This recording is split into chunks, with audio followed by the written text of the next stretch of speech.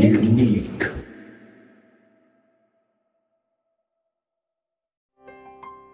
Namamu selalu ada di tempat pertama di hatiku, yang selalu menjadi yang utama di rinduku.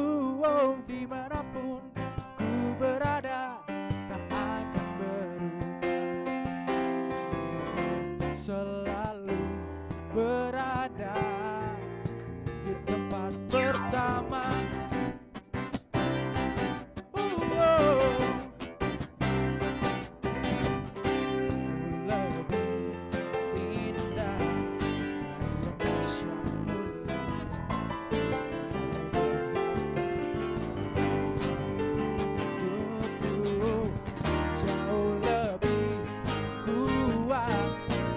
Semua yang ku tahu melekat di dalam jiwaku. Namamu selalu ada di tempat pertama di hatiku, yang selalu menjadi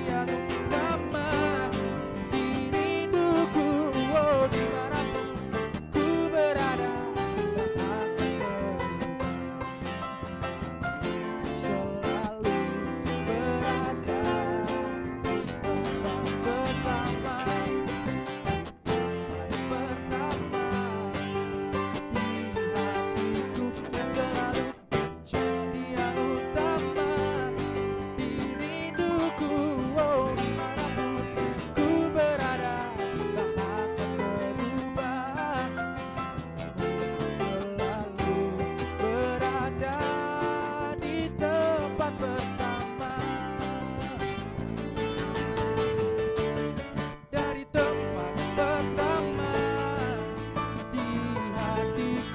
selalu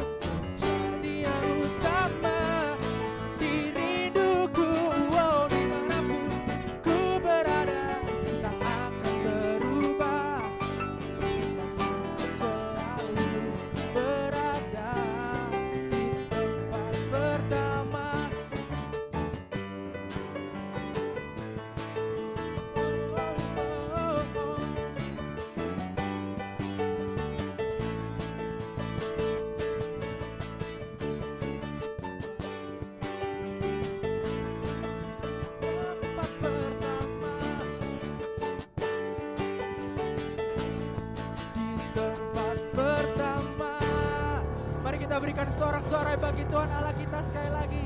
Haleluya, haleluya. Mari kita mau siapkan hati kita untuk menyambut firman Tuhan.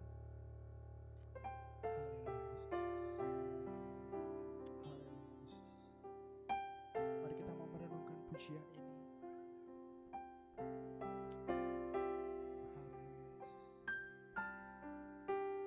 Ku bersyukur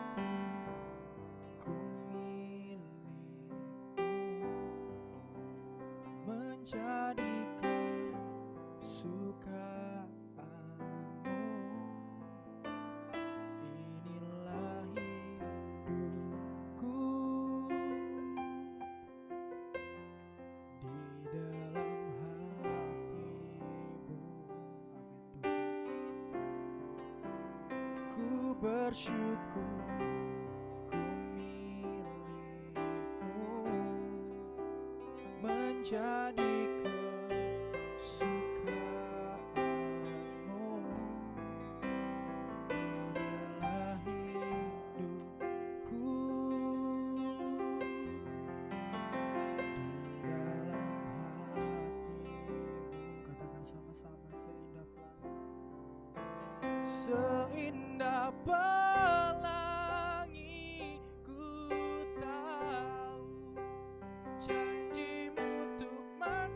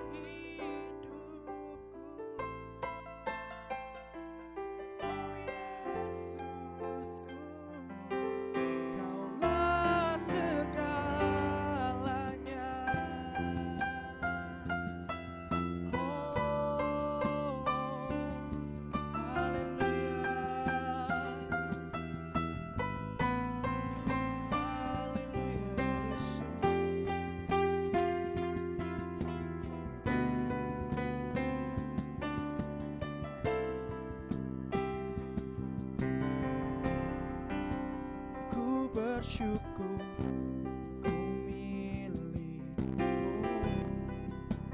menjadi kesukaanmu. Inilah hidupku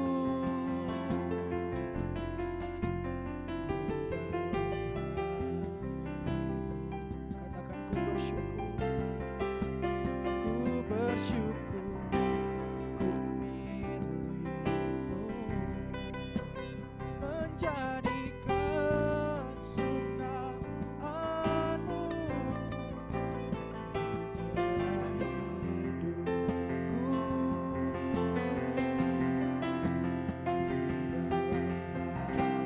hidupku katakan seindah pelangi,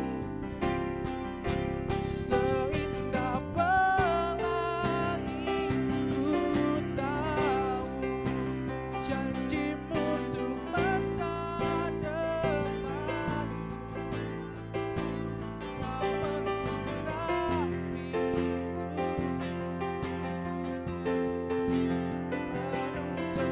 kemuliaan, bagai bintang yang bersinar, terangi jalan hidupku. Oh Yesusku, Kaulah segalanya. Sekali lagi katakan seindah pelangi, seindah pelangi ku tahu janjimu untuk masa depanku. Kau mengurapiku penuh kemuliaan. Terima kasih Tuhan, bagai bintang yang bersinar, terangi jalan hidupku. Oh Yesusku, Kaulah segalanya.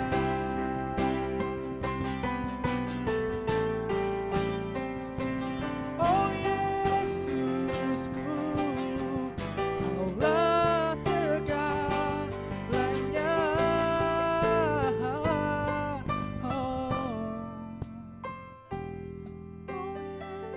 Yesusku, Kaulah segalanya.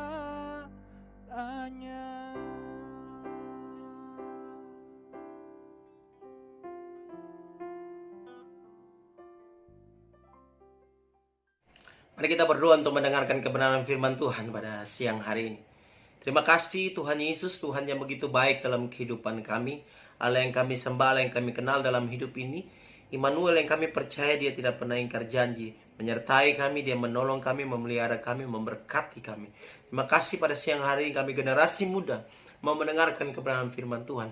Sementara firman ini disampaikan, Tuhan berbicara kepada kami umat-Mu, biar kami bukan saja cakap mendengar, tapi kami juga cakap mempraktekkan kebenaran firman Tuhan dalam kehidupan dan keseharian kami, biar kami dapati menjadi generasi muda yang setia di hadapan Tuhan.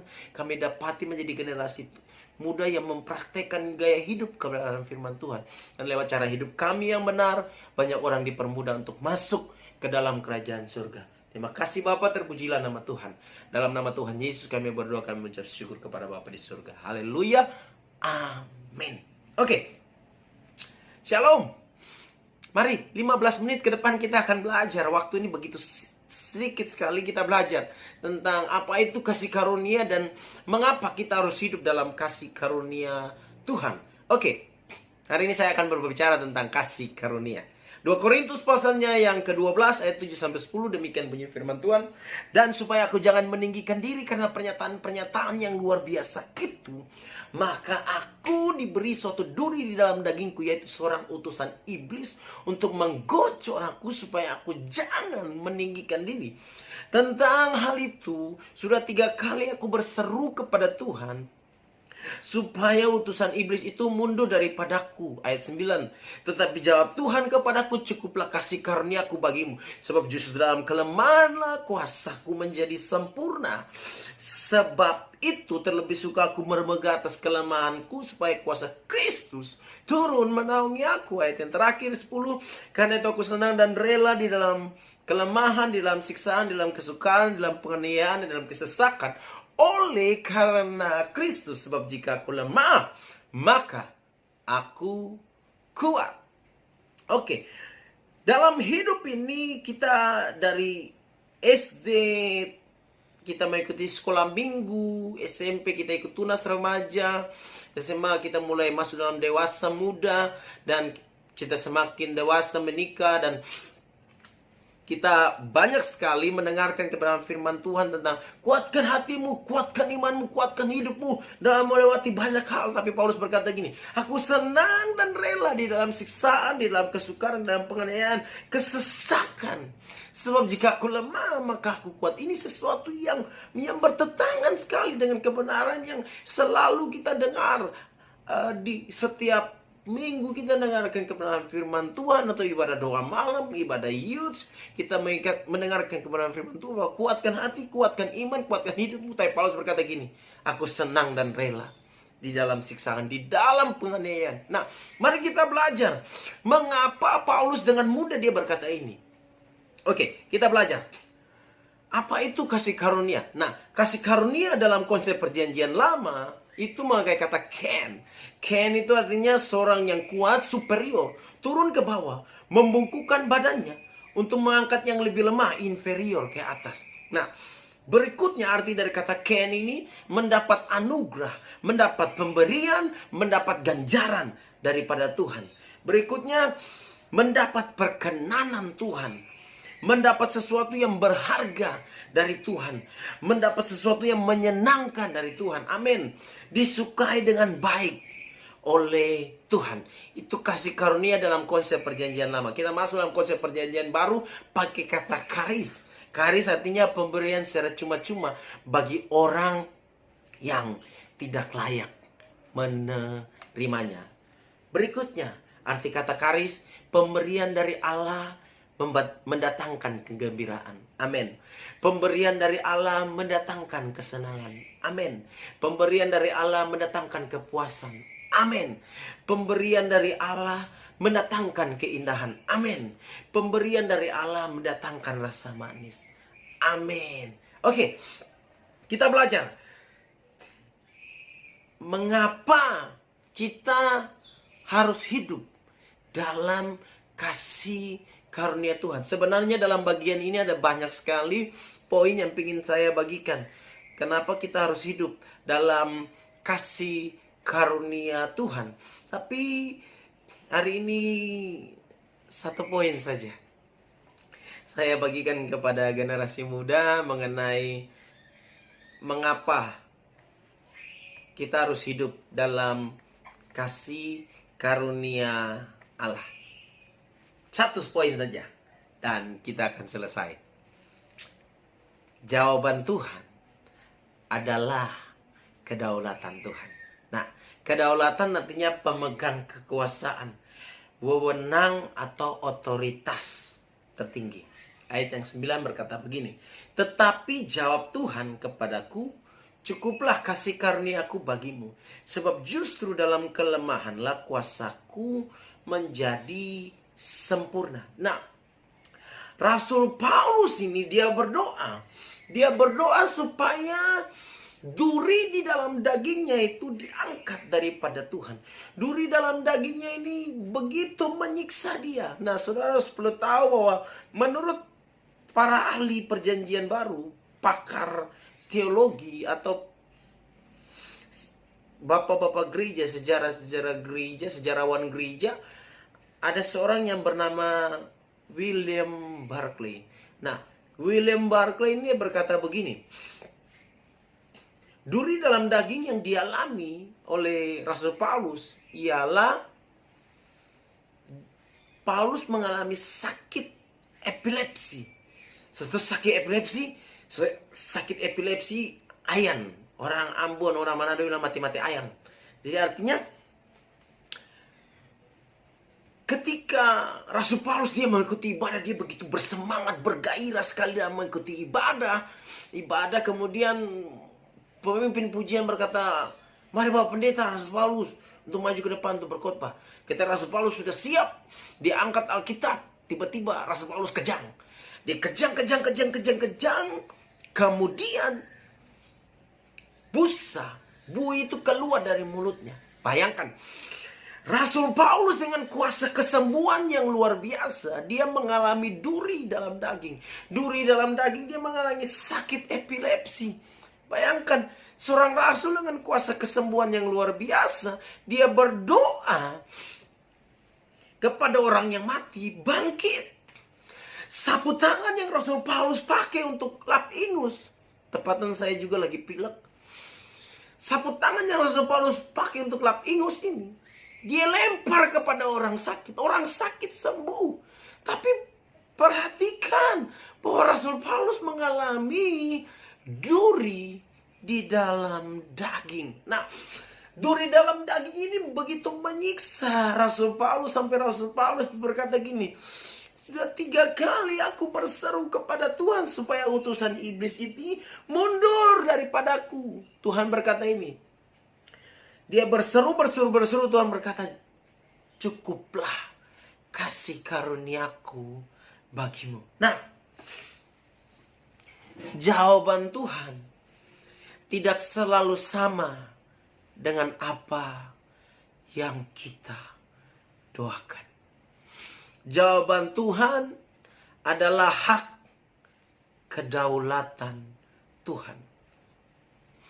Kita nggak bisa minta kepada Tuhan bahwa Tuhan harus melakukan seperti yang kita doakan. Tuhan harus melakukan seperti apa yang kita minta. Nah, jawaban Tuhan adalah hak kedaulatan Tuhan. Nah, kita harus hidup di dalam kasih karunia Allah, supaya kalau kita berdoa, kita bergumul, bahkan sampai berpuasa, mencucurkan air mata. 1, Tuhan belum jawab doa kita.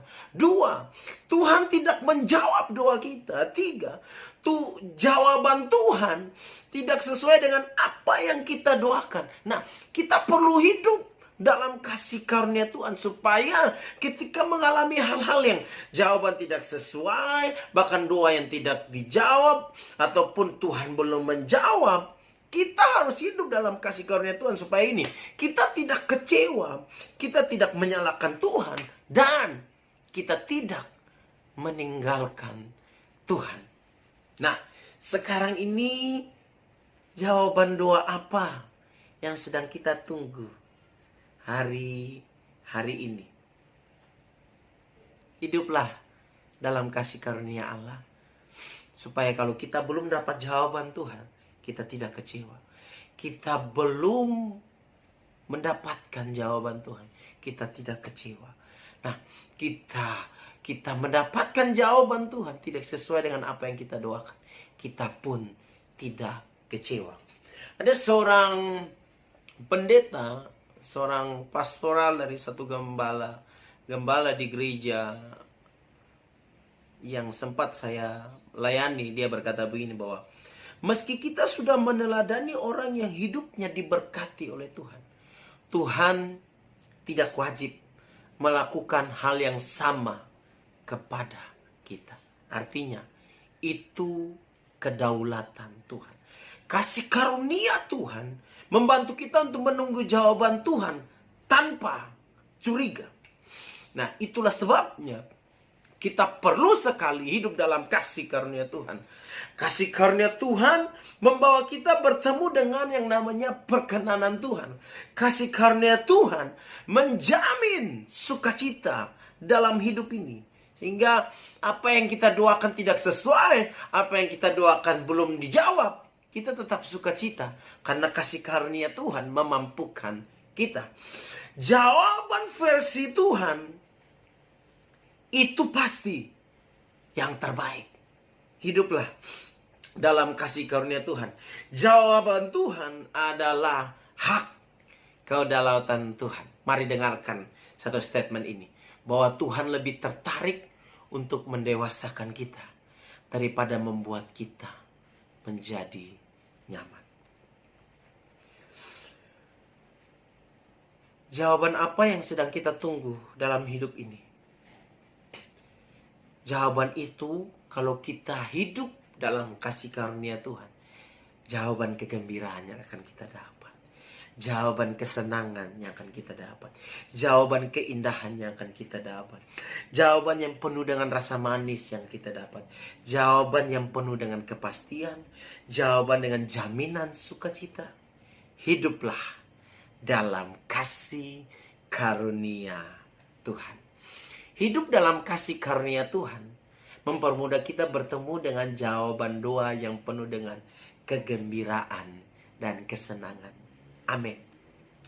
Hidup dalam kasih karunia Tuhan akan menggiring kita berjumpa dengan keindahan, dan itu pasti. Hidup dalam kasih karunia Tuhan mengarahkan kita bertemu dengan kehidupan yang penuh dengan rasa manis, dengan jaminan sukacita. Oke, saya akhiri dengan satu cerita tentang kasih karunia Tuhan. Dalam buku Keajaiban Kasih Karunia Tuhan, seorang penulis yang namanya Philip Yancey. Philip Yancey dia tulis tentang seorang yang bernama Jeffrey Dahmer. Jeffrey Dahmer siapakah dia? Seorang ahli kimia, dosen fisika, pakar sekali. Nah, waktu itu dia undang 16 muridnya untuk datang main ke rumahnya. Nah, ketika mereka datang 16 ini main ke rumah, dia datang main ke rumah.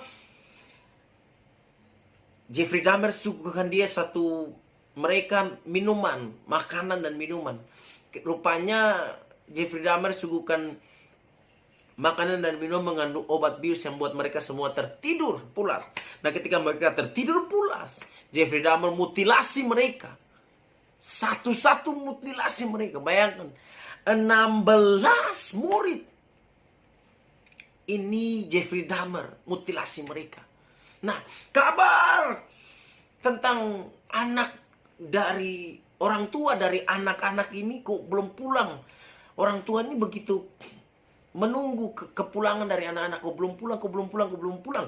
Tapi belum juga mereka pulang. Rupanya kabar tersiar bahwa Jeffrey Dahmer, dosen mereka, membunuh anak-anak mereka. Oh, mereka marah sekali. Orang tua dari anak-anak ini marah sekali. Mereka marah, mereka mau supaya hukuman yang paling berat itu diberikan kepada Jeffrey Dahmer. Kursi listrik diberikan kepada Jeffrey Dahmer. Nah, sambil menunggu putusan hukuman yang akan diterima oleh Jeffrey Dahmer dimasukkan ke dalam penjara. 1 minggu atau 2 minggu menunggu putusan itu. Nah, sambil menunggu, rupanya ketika putusan mau keluar, Jeffrey Dahmer meninggal. Nah, Jeffrey Dahmer meninggal simpel saja. Dia berkelahi dengan teman satu selnya, dipukul pakai sapu lantai. Tung, mati. Bayangkan, pemburu berdarah dingin membunuh 16 anak. Tapi sebelum dia bunuh, dia sodomi mereka semua. Jeffrey Dahmer mati. Wow, orang tua mereka marah sekali. Waduh, kenapa hal ini terjadi kepada Jeffrey Dahmer? Kita belum balas dendam, tapi Jeffrey Dahmer sudah mati. Tapi kabar tersiar bahwa 1 minggu sebelum Jeffrey Dahmer mati, ada seorang pendeta yang datang kepada Jeffrey Dahmer. 1 minggu penuh dia datang. Terus menerus. Dia berdoa. Akhir dari ceritanya, Jeffrey Dahmer itu bertobat. Terima Tuhan Yesus sebagai Tuhan dan Juru Selamat. Jeffrey Dahmer bertobat. Dia dibaptis. Dia mati. Masuk surga. Keajaiban kasih karunia. Kasih karunia memang tidak adil. Tapi itulah kedaulatan Tuhan. Selamat menjalani hidup ini bersama dengan Tuhan. Praktekkanlah hidup dalam kasih karunia Tuhan. Karena ada rasa manis yang kau dapati generasi muda dalam hidup ini. Ada jaminan sukacita, jawaban Tuhan pasti mendatangkan kegembiraan. Jawaban Tuhan mendatangkan kesenangan. Jawaban Tuhan selalu diiringi dengan keindahan. Tuhan Yesus memberkati. Mari kita berdoa. Kebenaran firman Tuhan disampaikan pada siang hari ini begitu terbatas.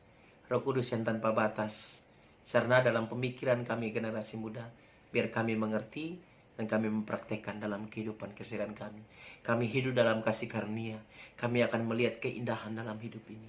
Kami hidup dalam kasih karunia, kami akan melihat kegembiraan dalam hidup.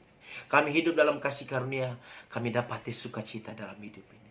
Dalam nama Tuhan Yesus yang diberkati Tuhan bersama katakan. Amin.